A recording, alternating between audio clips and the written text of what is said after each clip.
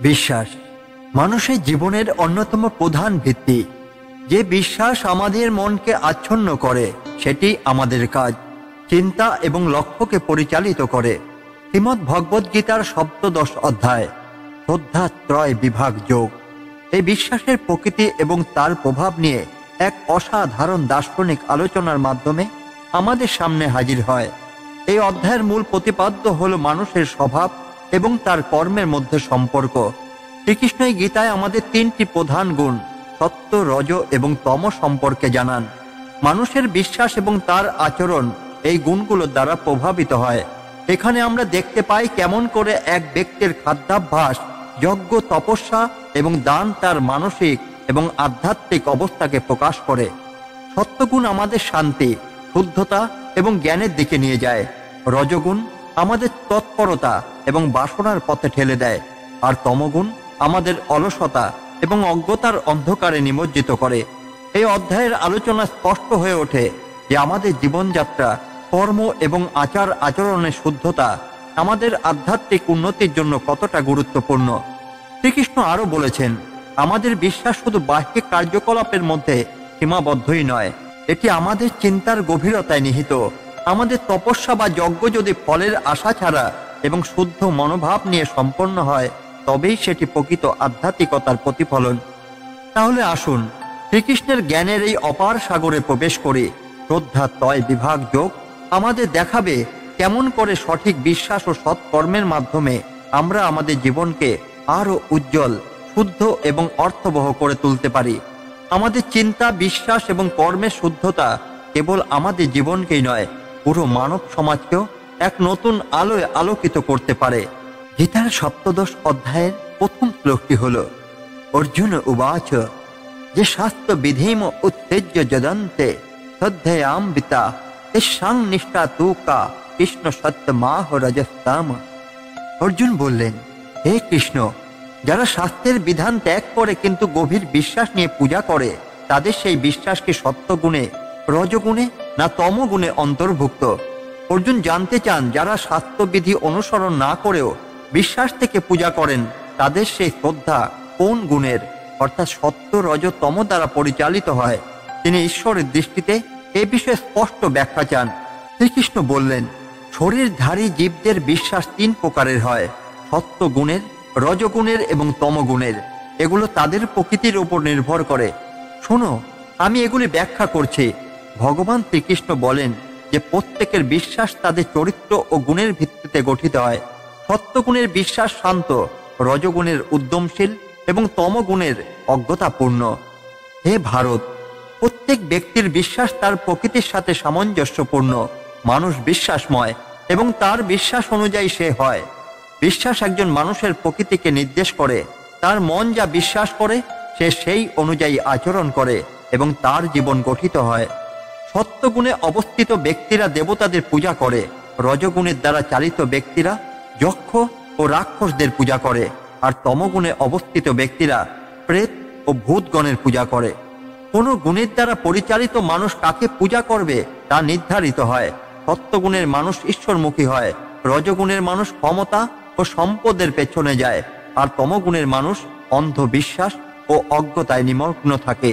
যারা শাস্ত্রে নিষিদ্ধ ভয়ঙ্কর তপস্যা করে, তারা গর্ব ও অহংকার দ্বারা পূর্ণ এবং কামনা ও আসক্তি দ্বারা চালিত। ভগবান বলেন, শাস্ত্র বিরোধী তপস্যা মানুষকে ধ্বংসের পথে নিয়ে যায়। এরা গর্ব, অহংকার এবং কামনার দ্বারা চালিত হয়। এটি সত্যিকারের আধ্যাত্মিকতা নয়। এরা নিজের শরীর এবং শরীরস্থিত প্রাণদের কষ্ট দেয়, এছাড়াও নিজেদের শরীরে বিরাজমান আমাকেও কষ্ট দেয়। জানবে, এরা আসরিক প্রকৃতির। যারা নিজের শরীরকে অত্যাচার করে এবং ঈশ্বরকে অবজ্ঞা করে, তারা আসরিক প্রকৃতির। প্রকৃত ধর্ম কষ্টে নয়, বরং প্রেম ও শ্রদ্ধায় নিহিত। সব মানুষেরই আহার, যজ্ঞ, তপস্যা এবং দান তিন প্রকারের হয়। এগুলোর ভেদ বুঝতে আমাকে শোনো। শ্রীকৃষ্ণ এখানে বোঝাচ্ছেন যে মানুষের প্রকৃতি যেমন, তার খাদ্যাভ্যাস, উপাসনা, তপস্যা এবং দানের প্রকৃতি তেমনই হয়। এগুলির সত্য, রজ এবং তমগুণের ভেদ রয়েছে, যা আয়ু, সত্য, শক্তি, রোগ মুক্তি, সুখ এবং তৃপ্তি বৃদ্ধি করে। সেসব সুস্বাদু, পুষ্টিকর, নরম এবং মিষ্টি খাদ্য সত্যগুণী ব্যক্তিরা পছন্দ করে। সত্যগুণের মানুষ এমন খাদ্য গ্রহণ করেন যা তাদের শরীর ও মনের জন্য কল্যাণকর। এরা স্বাস্থ্য এবং আধ্যাত্মিক উন্নতির জন্য খাদ্য নির্বাচন করে, যা ঝাল, টক, নোনতা, অতিরিক্ত গরম, ঝাঁঝালো এবং হজমে কষ্টকর এমন খাদ্য রজগুণী ব্যক্তিরাই পছন্দ করে। এই খাদ্য দুঃখ, কষ্ট এবং রোগের কারণ হয়। রজগুণের মানুষ উত্তেজক এবং দ্রুত ফল দেয় এমন খাদ্য পছন্দ করে, কিন্তু এই ধরনের খাদ্য তাদের জীবনে অস্থিরতা এবং কষ্টের জন্ম দেয়। যে খাবার পুরনো, রসহীন, দুর্গন্ধযুক্ত, পচা, বাসি এবং অপবিত্র তা তমগুণী ব্যক্তিরাই পছন্দ করে।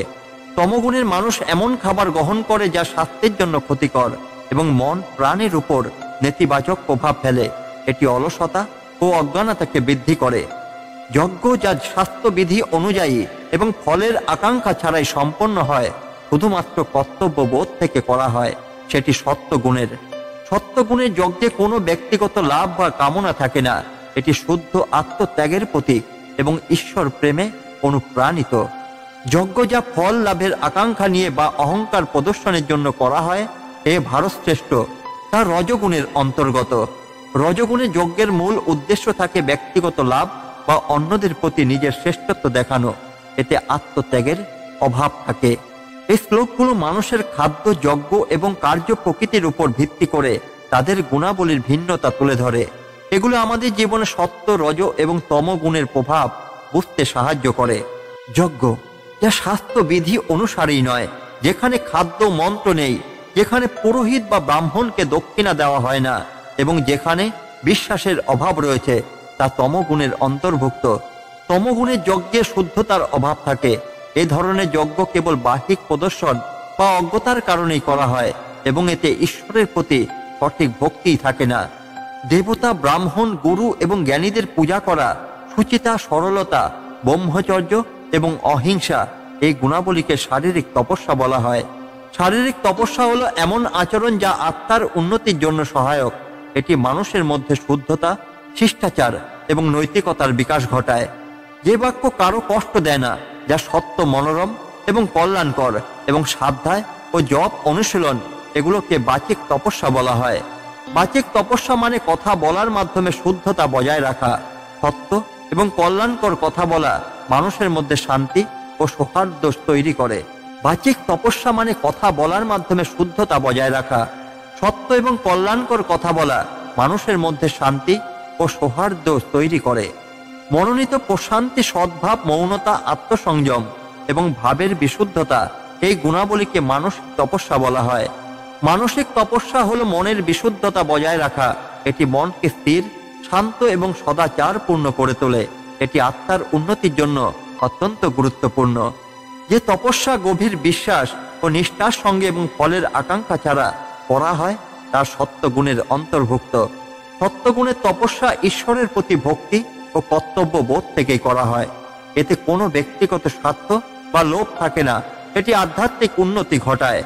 যে তপস্যা সম্মান, গৌরব এবং প্রশংসার জন্য করা হয় অথবা গর্ব থেকে করা হয়, তা রজগুণের অন্তর্ভুক্ত এবং তা অস্থায়ী ও অস্থির।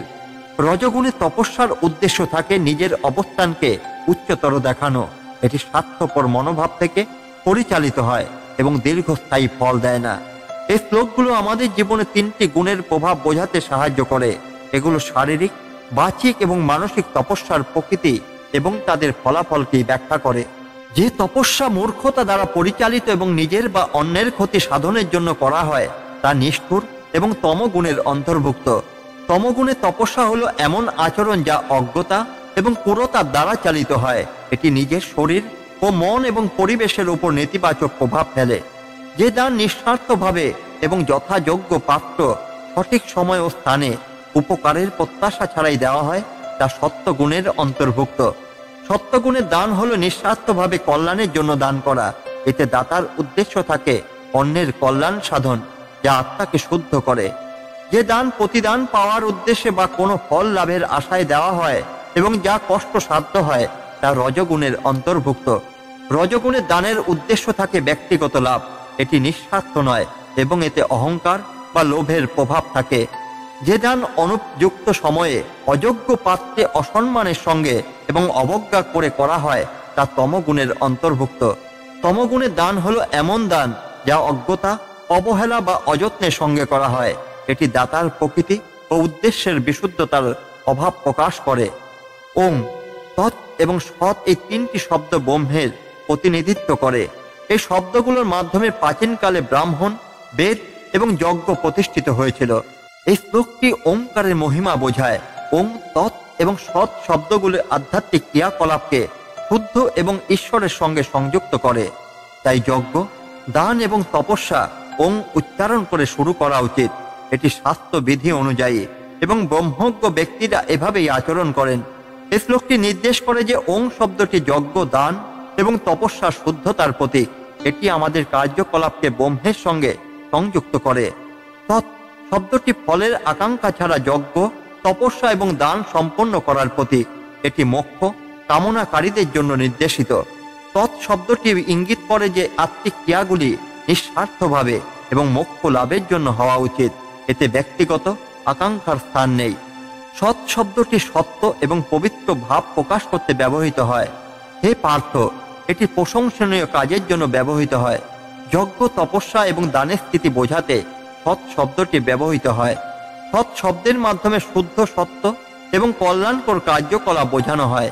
এটি আত্মিক শুদ্ধতার প্রতীক এবং সৎকর্মে উৎসাহ প্রদান করে, যা বিশ্বাস ছাড়াই সম্পন্ন হয়। যজ্ঞ, দান, তপস্যা বা অন্য কোনো কাজ তা অসৎ নামে পরিচিত।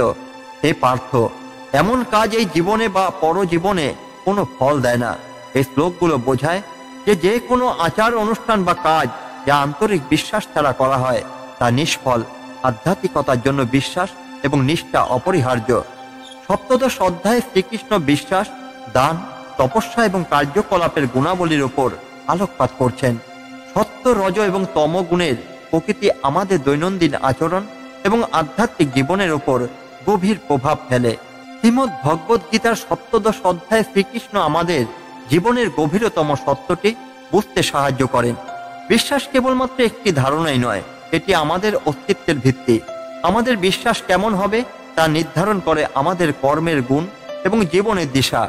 সত্য, রজ এবং তম এই তিনটি গুণ আমাদের বিশ্বাস, আচার, আচরণ এবং চিন্তাধারাকে প্রভাবিত করে। সত্যগুণ আমাদের শান্তি, জ্ঞান এবং শুদ্ধতার পথে নিয়ে যায়। রজগুণ আমাদের বাসনা এবং অস্থিরতার দিকে ঠেলে দেয়, আর তমগুণ আমাদের অজ্ঞতা এবং নিষ্ক্রিয়তার অন্ধকারে আবদ্ধ রাখে। এই অধ্যায় আমাদের শেখায় সঠিক বিশ্বাসের মাধ্যমে আমরা কেবল জীবনের মোক্ষ বা চূড়ান্ত মুক্তির পথে এগিয়ে যেতে পারি না, বরং আমাদের দৈনন্দিন কাজকর্ম এক নতুন শুদ্ধতার অনুভব আনতে পারি। তাহলে আসুন আমরা শ্রীকৃষ্ণের দেখানো পথকে হৃদয়ে গ্রহণ করি। প্রতিটি কাজ যেন শুদ্ধ বিশ্বাস এবং সৎ উদ্দেশ্যে সম্পন্ন হয়। জীবনের প্রতিটি পদক্ষেপে যদি আমরা সত্য গুণকে প্রাধান্য দেই, তবে আমাদের জীবন হয়ে উঠবে সুখ, শান্তি এবং পরম আনন্দের আধার। আপনার জীবন আলোকিত হোক শুদ্ধ বিশ্বাসের আলোয়। শ্রীমদ্ ভগবদ গীতার এই চিরন্তন জ্ঞান আপনাকে সঠিক পথে দিশা দিক। ধন্যবাদ, এবং এই আধ্যাত্মিক যাত্রায় আপনাদের সঙ্গে থাকতে পেরে আমরা কৃতজ্ঞ। আবার দেখা হবে নতুন এক বিষয়ে, নতুন এক আলোচনায়। পরমাত্মার আশীর্বাদ আপনার জীবনে বর্ষিত হোক। জয় শ্রীকৃষ্ণ।